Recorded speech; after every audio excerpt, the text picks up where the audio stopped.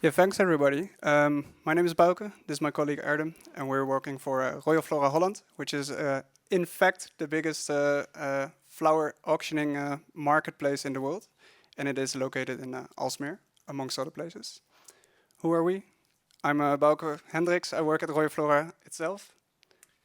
So Erdem Bashemas here. I work at PyData. One of our recruiters is already sitting here if you're interested later on. I worked there as a machine learning engineer for 2.5 years and now working together with Bouke at my client Royal Flora Holland. Yeah, and the entire data team is like, I think, 8 to 9 people. We have half of it is data engineering, half of it are data scientists. So first off, Royal Flora, who knows about the company? Yeah, oh, that's quite a lot of people. Actually, when I started working there, I had no idea what the company was. I knew that we had a big flower auction in the Holland. I never knew it was called Royal Flora in Holland. In reality, it's really big. We start an auction every single day at 6 o'clock in the morning, and on a daily basis, we have like 100,000 different transactions. Fun fact about Royal Flora, we have 8 different locations, so 7 of them are in the Netherlands, and 1 is in over the border in Rijn-Maas in Germany. But the total size of all of our buildings is about twice the size of the entire country of Monaco. So it is quite a big logistic operation that we're running there. Like I said, it is an international marketplace. It is owned by the growers and by the buyers of flowers and plants. So it is a cooperative organization. And just to give you a picture of what Flora Holland does inside of the building. This was on the first day that I was at the office. I had no idea what I ran into because I joined during the COVID. What you're going to see here is the distribution process. So this is done on a daily basis. As soon as the auction starts, people start buying flowers and plants. And you can think about this as being one of the distribution areas in Alsmeer, and we have 3 of them. There's a lot of supply coming in. They're stored in those cooling cells in storage areas. And these are our logistic people that are distributing the supply that was sold to the correct buyer. So basically there will be a whole bunch of cargo bays outside of the building. Yeah, then onto our problem, the problem that we're working on. It's a project dubbed Cerberus. It was for the quality control people at Royal Flora.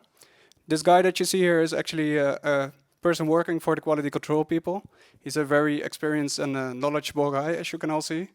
What he will do each morning prior to the auction starting, he will go to the storage area and he will randomly go past the supply and he will check some of these supply items.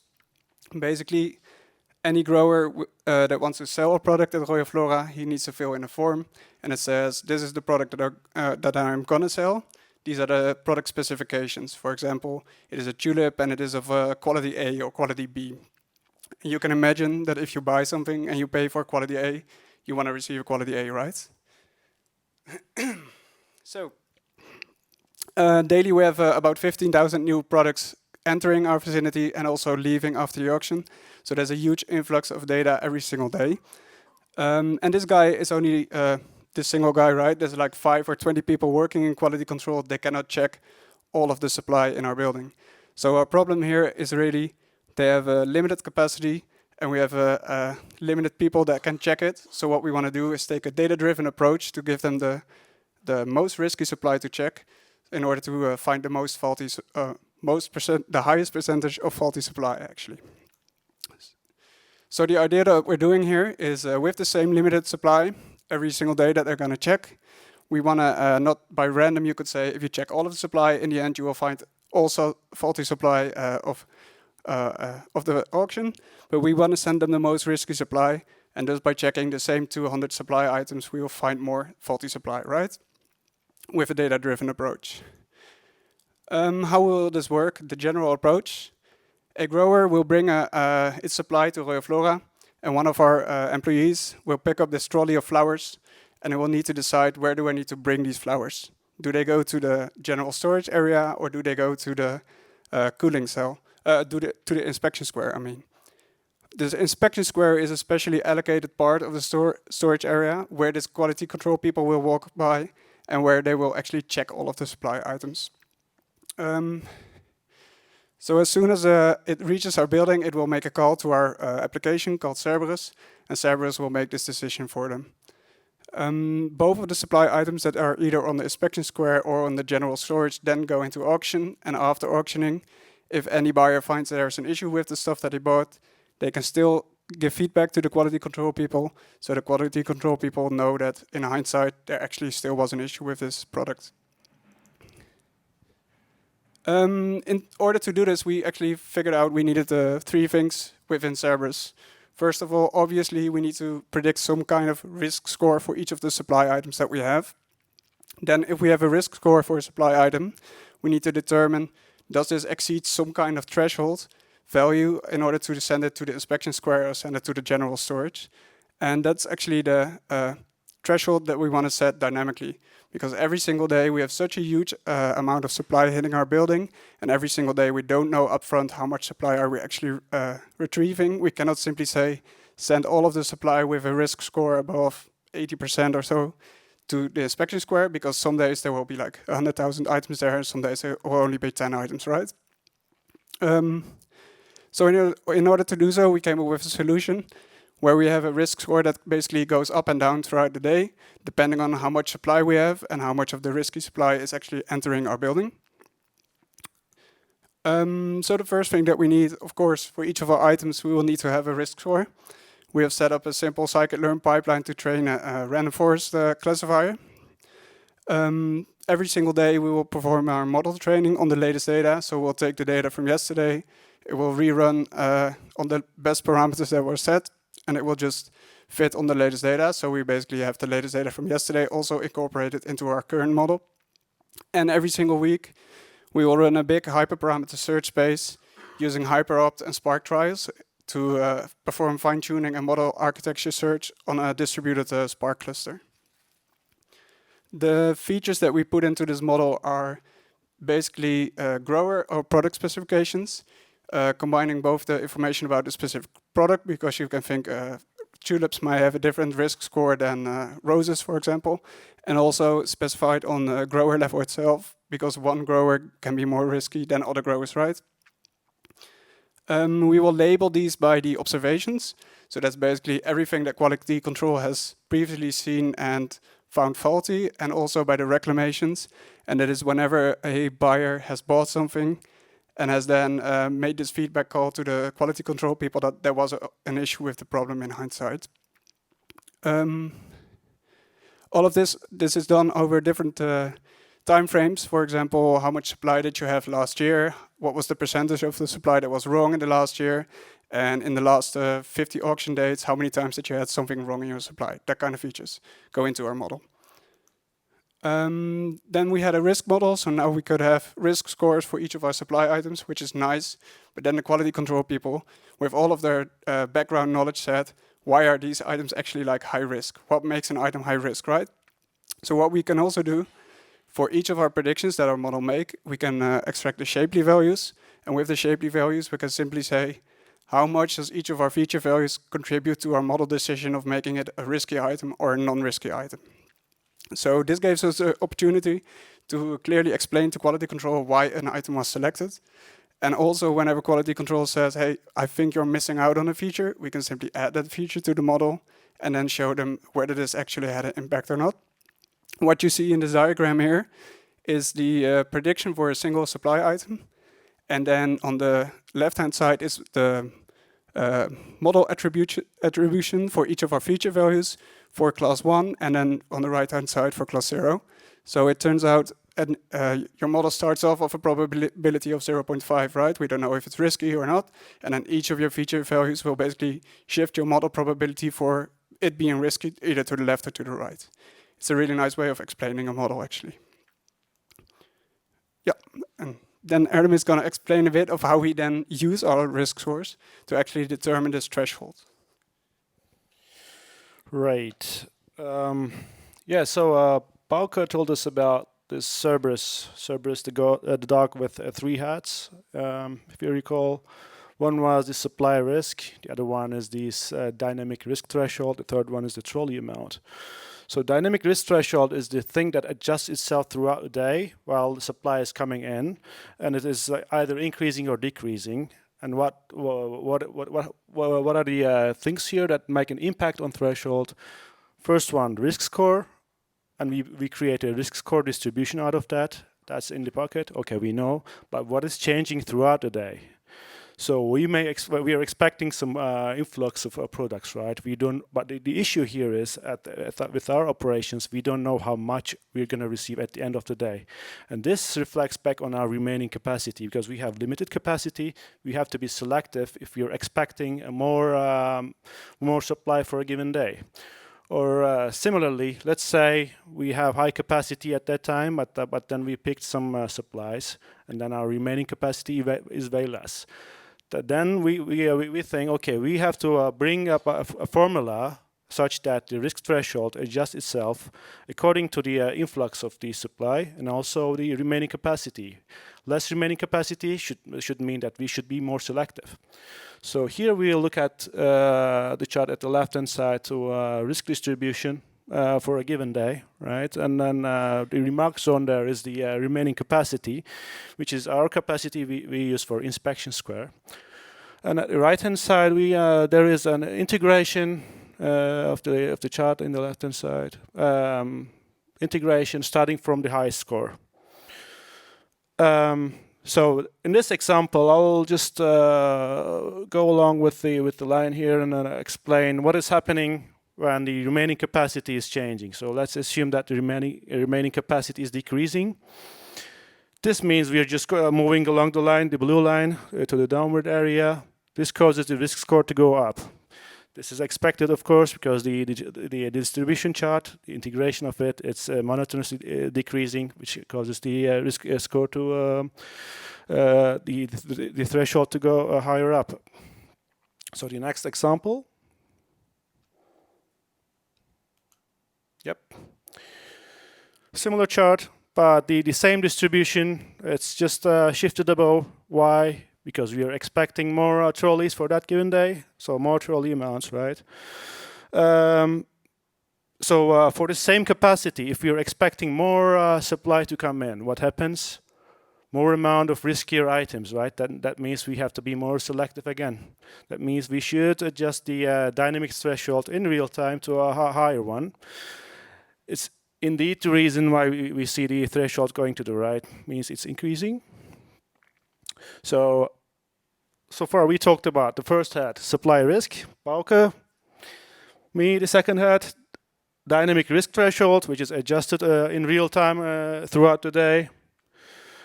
And we talked about the trolley amount that is also being updated throughout the day, but how we do this with forecasting with a machine learning based model.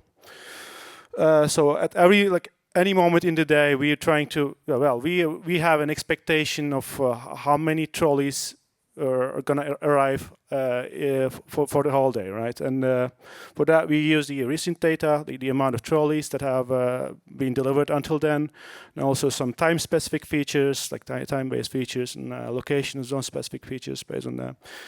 We have a very similar setup as to what we have for supply risk predictions. Like we have daily retraining with fresh data and a model selection process with HyperOpt every week. What is different for trolley forecasting, though, like from the ops point of view, we have to deploy this in a real-time environment. So that's deployed in an endpoint because this has to be a reactive component. All right. So we talked about the idea, the approach, how do these come together. I'll name a few tools that we use in our tech stack. So we use PySpark for data transformations, AWS as a cloud platform, Databricks, indeed, Unity Catalog for data storage, HyperOpt for hyperparameter tuning, MLflow for storing our models and logging purposes, Slack and Grafana for alerting purposes. What else? I think these all cover it, basically. And of course, Airflow for the orchestration of our jobs. Bouke will be explaining more about our training process of MLOps side. How would you like to do it? Yeah, sure. Yeah, because MLOps, that's the thing that everybody likes nowadays, right? You can do machine learning, but having it in practice, you also need to know how are you doing and how is it doing while it is running in real time. So as Erdem said, we have Airflow, which basically is our orchestrator. It will fire off our jobs on Databricks. First off, there you can see that there's two different flows that we have. We have the top flow that will be for our risk model. So we will fetch our supply data every single day. We will fetch our labels, of course, and we will combine that in a PySpark job. So now that we have our data, we can pre-process it for the risk models, extract all of the feature values that we need that go into our model. We can train our model, and then we use MLflow to store our model and also store metrics that we have on a holdout test set during training. So in that way, if the metrics on our training will somehow deviate from what we expect, we can immediately alert into Slack, and then somebody can pick up on that and see, hey, the model is drifting or something like that. After the risk model has been trained, we will do a batch inference task. So for all of the potential buyers and suppliers and all of the potential supply items, we will predict a risk score, and we simply store that into an RDS database. Similarly to this, we do this for trolley forecasting. The difference here is that for trolley forecasting, we will not do a batch inference, but we will deploy on a inference endpoint on Databricks. So then we basically have an API that we can call throughout the day in real time for each of the supply items that hit our building. Now give me the latest updated trolley forecast for this day. Yeah, really important thing to note here, and also the ML thing, we have this feedback loop.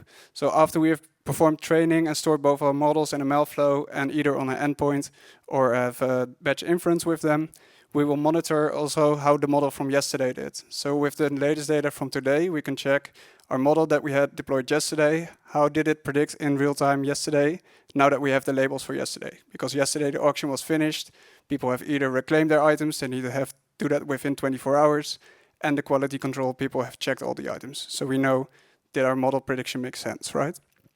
If any of that is wrong or there's anything off, we will see it in Grafana, where we have some real life dashboards showing the inference stuff, the trading stuff, and Grafana will send an alert to a Slack channel where one of our team members can pick up on it. They can either trigger model retraining or dive into what is going on here. One more thing that we do here, during model training, we use HyperOpt, which is actually really nice. You don't have to do a huge grid search, which is really expensive. But HyperOpt is a way of doing a Bayesian search over this grid search, over this grid, and we will run that in a Spark trial. So that's basically distributed on a cluster because it's such a large data set, right? So with this in place, we now have our model training, we have a model monitoring, and now I think the next slide is for inference. Yes, indeed. So we have training so far, but the real-time adjustment of dynamic threshold happens in endpoint, as told earlier. So yeah, so well, whenever a supply comes in, then we have to make a decision whether it should go to an inspection square or not. And for that to happen, we need like a few things. One is, what is the trolley amount expected? Okay. We have it from the trolley forecast model, which is deployed in Databricks serving endpoint.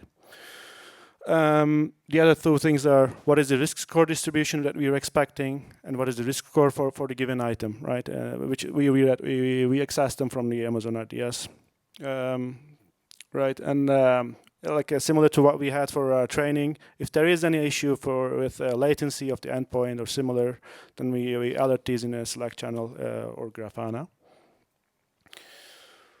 All right.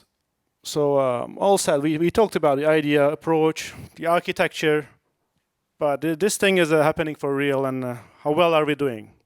So the initial, like the baseline model we had was random selection model, but the KPI was to, okay, how do we assure for the same capacity to pick more faulty items, right? This was the KPI that we had. We ran a couple of back tests. This is also running in one of our auction locations for a month now. So random selection model could manage for our initial capacity around 2.5%. And with this model-driven approach, data-driven approach, we can achieve around 8.5–9% recall at K. And so Royal Flora currently actually has something better than, of course, the random selection method. It's a rule-based approach, and they can manage around 3.5 and 4% with that. It lays somewhere between these two lines. So yeah, we're happy that we managed to get our KPIs succeeded. All right, so we prepared an animation to show you how the risk threshold behaves in real time. Let's see if this works. All right, right, it works. So each dot here represents a supply coming in, and this is from a data, from the real data, but a subsample of it. So we see, let's go back once more. Yes. So as this supply comes in, we see that the risk threshold adjusts itself according to the remaining capacity or the trolley amount expected. For this case, we see that it's rising in time, and this is probably due to the trolley forecast getting higher over time, or the remaining capacity obviously decreasing. So the advantage of that is for us, and what we wanted to build earlier in the day. Let's pick that sample around 8 o'clock. That sample has been picked for inspection square because it's laying above the risk threshold, obviously. But that wouldn't have been selected if it arrived later on. This was kind of the expected behavior that we wanted to have. We kind of achieved it. One thing though, the remaining capacity is currently it's not decreasing hour. That's something to improve in the operational side, and then we're, I think, expecting to have more of an adjustment, like an increase or a decrease. And some more details about our setup. Obviously, it's in reality what we managed to build is slightly more complex than what we described here. This is currently running for 8 auction locations. Like we have the product running for 8 auction locations and 6 storage types, right?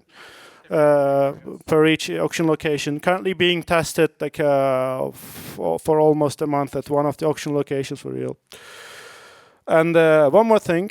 So everything we built so far in Cerberus was data-driven, yes.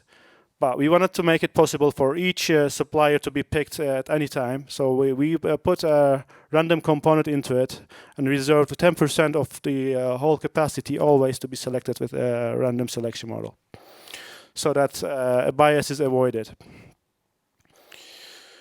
So that's all from my side, our side. Thank you for listening to our talk about the enhanced quality control. Do you have any questions?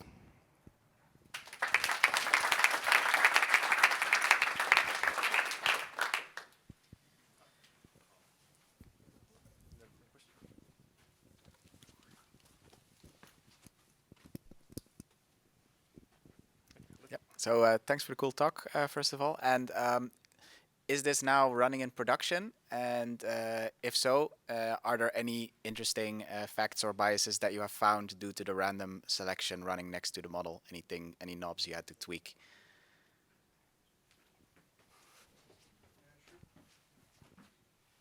Yeah, so it is running in production, and we are currently monitoring how it goes. So the random selection is just the 10% of the allocated space, right? So there's like 200 slots allocated for selecting, and 10 of them will be random. And the interesting fact that we need to monitor, but we are not monitoring yet because it has gone into production like last week. It takes a while for these things to integrate, apparently, in a big organization. But yeah, it will be interesting to see if we do better on this random sampling. And also, we want to retrain our model or fine-tune the model basically on all of the stuff that we now have in the inspection square. Because currently, we're basically blindsided. We would only know the labels from the supply that was actually sent back to us or checked by these guys. And now we can actually control what we send into the random sample as well, and then verify or whether or not it is a faulty supply.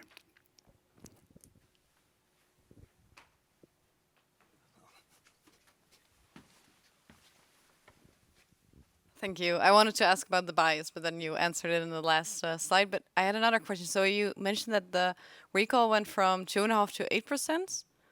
But does that tell me that so a lot of people send back the flowers that are poor quality? 2.5% belongs to the random selection model. If you were to run a backtest with the random selection model, an average. Oops, sorry. Yeah. So 2.5% was based on the like baseline model, like the random selection model that we had for the initial capacity around, let's say 200, right? Okay, 200. So so that's just like a baseline thing that we compare with. And the real comparison that we had was what Royal Flora had in that place with basic rules. It was around 4%. And what we managed with this data-driven approach was 8.5 to 9-ish. Just to add to that, so this is the recall at k value. Like see it as an information retrieval thing where you have a list of items and you'll do your recall at k, so it's only over the top 200 items. So it's not 8% of all supply that was sold, but 8% over the 200 that we had checked. So this doesn't generalize to all supply basically.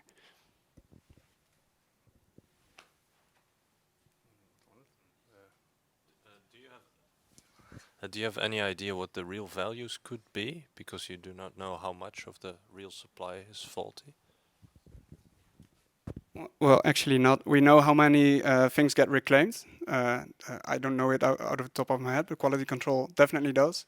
But the fact of the matter is previously there was no like insight in how things were selected. It was just the experience of these guys. Hey, I know this grower often makes mistakes, so I'll just check him again.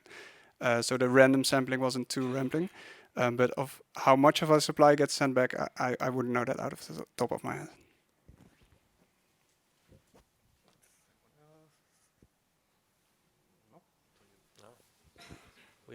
We have room for 1 or 2 more questions.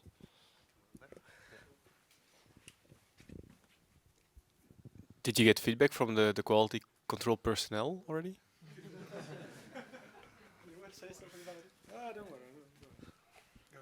Yeah, so we had a couple of meetings before releasing this product. Computers will take our jobs. That's Yeah. Well, like this was one of the biggest lessons learned, right? So whenever you try to publish any product, a digital product that have some kind of a touch to a human's operation, they want to be notified, like earlier, and they want to understand what is going on. So one of the feedbacks was, okay, what are the features that we are using for our risk prediction, right, model? Okay, and then they came up with a few ideas. Of course, not all of them are feasible for us to implement, like what is going on in Africa these days, and they thought like it has some impact. Maybe it does, but it's not feasible at that moment for us to implement. Then we skip that. But all in all, the idea is not to make everyone happy at the same time. It's about like having this product rolled out in an iterative manner. So with things are not going like as good as expected, okay, we add new features, or we just watch how the product is going.